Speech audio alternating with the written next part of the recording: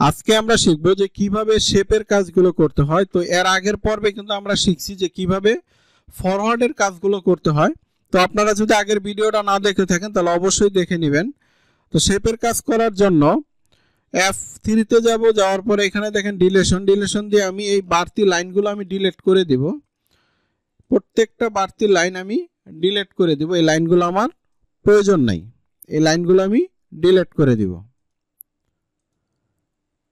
এই প্রত্যেকটা লাইন আমি এখন এখানে ডিলিট করে দিব, আমার প্রয়োজন নাই। আচ্ছা, আমি কিন্তু আপনাদেরকে সব সময় একটা কথা কিন্তু বলি, সেটা হলো যে প্যাটার্ন মেজারমেন্ট বসানোর পরে আমরা রিশেপ দিয়ে যে শেপ দেই, শেপ দেওয়ার আগেও কিন্তু আমাদের একটা কিন্তু কাজ আছে, সেই কাজটাই কিন্তু আমি আপনাদেরকে সব সময় বলি। সেই কাজটা হলো এরকম যে প্যাটার্নের মেজারমেন্ট বসাবেন, লাইন টানবেন, টানার পরে আপনারা F2 তে যাবেন, যাওয়ার পরে প্যাটার্নটাকে এইভাবে সোজা করবেন। সোজা করার পরে আপনারা দেখবেন যে প্যাটার্নটা একটু কোন দিকে টান দিলে প্যাটার্নের শেপটা সুন্দর আসবে। আমি কিন্তু আপনাদেরকে এই কথাটা কিন্তু সব সময় বলি, আগে আপনারা দেখে নেবেন যে আসলে প্যাটার্নটা সাইডের দিকে একটু সরাবো নাকি ইঞ্চিএমের দিকে একটু সরাবো, এই জিনিসটা আপনারা আগে দেখে নেবেন।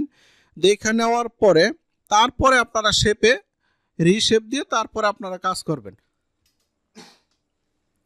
আসলে আগে যদি আপনারা প্যাটার্নের ওইভাবে যদি না দেখে নেন, পরে কিন্তু শেপ মিলাইতে অনেক সময় লাগে। সেই ক্ষেত্রে আপনারা অবশ্যই আগে দেখে নেবেন যে প্যাটার্ন কোন দিকে সরানো লাগতে পারে। তো আমি কিভাবে সরাইতে হবে সেটাই আমি আপনাদেরকে এখন দেখাবো।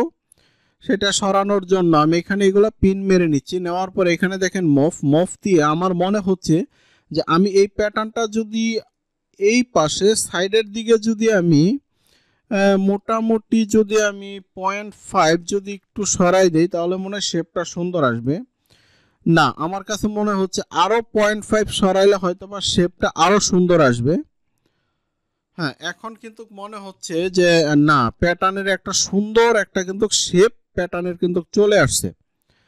আচ্ছা, এখন আমি যদি এই জায়গাটা একটু তাকাই তাহলে আমি দেখতে পারবো যে এই জায়গাটা যদি আমি 2-2.5 মিলি যদি একটু আমি ইঞ্চিএমের দিকে যদি সরাই দেই তাহলে হয়তো বা শেপটা এখানে শেপটা মনে হয় আরও সুন্দর আসবে। এখানে যদি আমি -0.25 যদি আমি এদিকে সরাই দেই তাহলে দেখেন প্যাটার্নের শেপটা কেমন আসে। দেখেন এখন কিন্তু প্যাটার্নের শেপটা অনেকটাই সুন্দর চলে আসছে। হ্যাঁ, তো এইভাবে জিনিসগুলো আসলে দেখে নিতে হবে।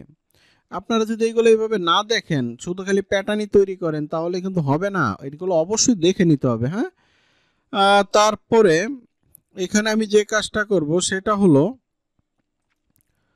আমার কাছে মনে হচ্ছে যে এইটা যদি আমি এই পাশে -0.5 যদি আমি এটা সরাই দেই তাহলে হয়তো বা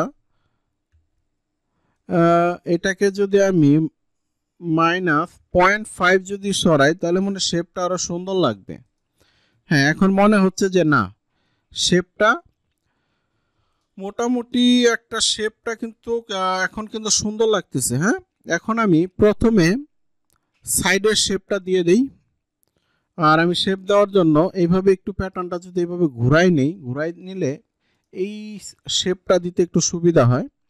তো শেপ দেওয়ার জন্য ডিসপ্লেতে যাব, ডিসপ্লেতে যাওয়ার পরে এখান থেকে হ্যান্ডেল নিব, হ্যান্ডেল নেওয়ার পরে আমরা F3 তে যাব, এখান থেকে এই যে রিশেপ দিয়ে আমরা এইগুলা শেপ দিয়ে দিব। এই যে দেখেন কিভাবে শেপটা দিতেছি, তো আপনারাও ঠিক এইভাবে শেপগুলো দিয়ে দিবেন। তো একটা বিষয় হলো শেপের কাজগুলো হলো, আপনারা শেপের কাজ কেউ শিখাইতে পারবে না।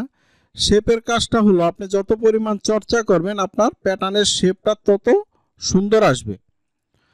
তো এখানে দেখেন আমি মোটামুটি এখানে শেপ দিয়ে দিলাম। এখন আমি দেখি যে এখানে কোনো শেপ আমার দিতে হবে কিনা, আমি একটু চেক দেই।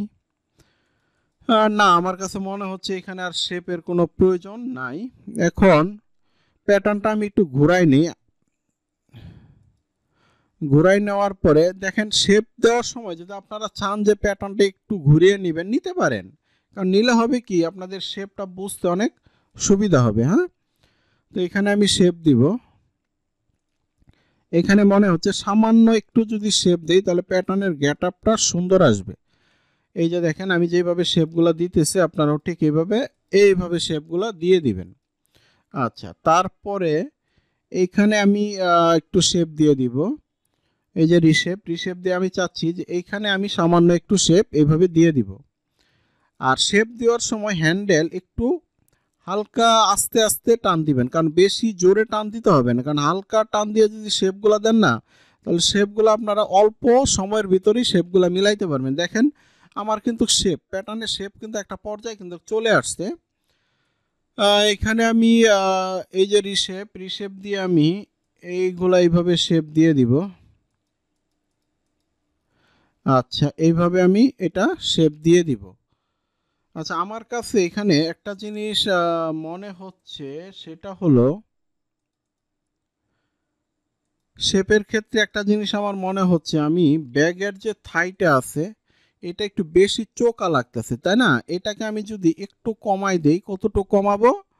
এখানে যদি আমি এটাকে মাইনাস যদি 0.7 যদি আমি এটাকে কমাই দেই, দেওয়ার পরে এখানে F3-তে যাব, যাওয়ার পরে এখানে লেন্থ স্টার্ট লাইন, এই যে লেন্থ স্টার্ট লাইন দিয়ে যদি আমি এটাকে এখানে 0.7 যদি আমি বাড়াই দিই, তাহলে কিন্তু এভারেজ কিন্তু আমার কি ঠিক রইল, তাই না? এখানে আমি কমাইলাম আর এখানে বাড়াই দিলাম, এভারেজ কিন্তু আমার কি এটা কিন্তু ঠিক রইল, এটা কিন্তু মনে রাখবেন। হ্যাঁ, আচ্ছা, এটা করার পরে আবার আমি F1-এ যাব, যাওয়ার পরে এখান থেকে আমি বেজিয়ার নিব, এই হলো বেজিয়ার, এখান থেকে নিব, এখান থেকে আমি লাইনটা এখানে রেখে দিব। আচ্ছা, রেখে দেওয়ার পরে আমার কিন্তু মোটামুটি সাইডের কাজ কিন্তু মোটামুটি আমরা অনেকটাই কাছাকাছি শেষ করে ফেলেছি। এখন আমরা এইখানে শেপটা মনে হচ্ছে যে না, আরেকটু শেপ কারেকশন করা লাগতে পারে, শেপটা ভালো লাগতেছে না।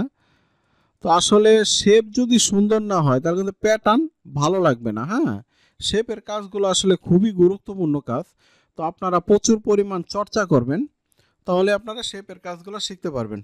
তো এখন আমার কাছে মনে হচ্ছে যে এইখানে শেপটা একটু কারেকশন লাগবে। হ্যাঁ, এখন মনে হয় শেপটা ঠিক আছে। আচ্ছা, এখন আমরা ফ্রন্ট রাইজের শেপটা দিব। এখানে এই যে দেখেন ফ্রন্ট রাইজ, এই ফ্রন্ট রাইজের শেপটাই আমরা এখন করব। আপনারা শেপের দিকে খুব মনোযোগ সহকারে শেপের কাজগুলো করবেন। হ্যাঁ, কারণ শেপের কাজগুলো খুবই গুরুত্বপূর্ণ। শেপের কাজে আসলে মনোযোগ না দিলে আসলে শেপের কাজটা ভালোভাবে করতে পারবেন না। এই যে দেখেন আমার কিন্তু ফ্রন্ট রাইজের শেপের কাজও কিন্তু আমার শেষ। তো দেখেন শেপের কাজগুলো আসলে কিভাবে করতে হয় আমি কিন্তু আপনাদেরকে সম্পূর্ণ কাজ কিন্তু আমি আপনাদেরকে দেখাইলাম। তো এর পরের পর্বে আমরা শিখব যে কিভাবে মেজারমেন্টগুলো মিলাইতে হয়। যেমন এখানে দেখেন ইঞ্চি এম এর কিন্তু একটা মেজারমেন্ট আছে, সেই মেজারমেন্ট কিন্তু আমাদের মিলাইতে হবে। তারপরে ফ্রন্ট রাইজ আছে, তো মেজারমেন্টগুলো কিভাবে মিলাইতে হয়, front inseam, back inseam, front rise, back rise, কিভাবে মেজারমেন্টগুলো মিলাইতে হয় সেই কাজটাই আমরা এর পরের পর্বে শিখব। তো ঠিক আছে, আজকে এই পর্যন্তই।